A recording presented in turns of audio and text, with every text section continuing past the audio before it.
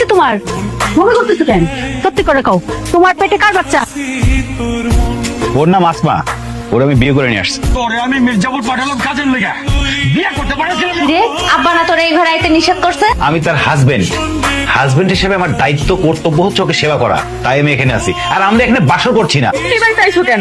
অনেকদিন না তোরে দেখি না, তোরে এক নজর দেখতে আইসি রে মা। সাহেদের শ্বশুরেরা? হ্যাঁ। এই মেয়ে, এই তোমার তো আমার চেনা চেনা লাগতেছে। সঞ্জয়ের বাজারে তুমি মাইয়ার বিয়ার নাম করে টাকা তুলে বেড়াতেছিল, তাই না? তোমার পোলা একটা ভিখারি মায়ের বিয়ে করে বাড়িতে বউ করে আনছে। আপনি আমাদের গ্রামে হাতে মিষ্টির হাড়ি, আপনি কি আমাদের বাড়িতে গেছিলেন? কিছু হয়েছে? না না, কিছু হয় না। আমার কি হলো? কি আবার হইব? এই ফকিন্নি ছোট লোকের বাচ্চার বড় ঘরে বিয়ে হলে কি হইব? ফকিন্নি তো না গেছে, চুরি করছে, চুরি আমার গয়না চুরি করছে। আম্মা বিশ্বাস করেন আমি চুরি করি নাই। চুরি করে নাই, তাহলে এটা করতে গেলো? তোমরা ওরা মারতেছো কেন? কি করছো?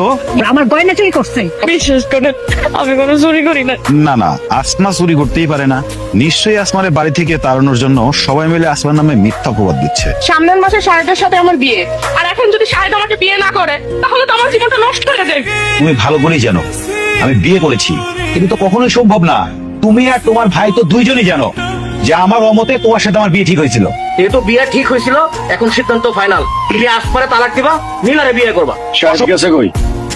আব্বা অনেকক্ষণ ধরে তো ফোন দিতেছি, ও তো ফোন উঠাই না, বারবার ফোনটা কাটা দিতেছে। নাকি নীলারে বিয়ে করার ডরে বাড়ি থেকে পলাইছে? আরে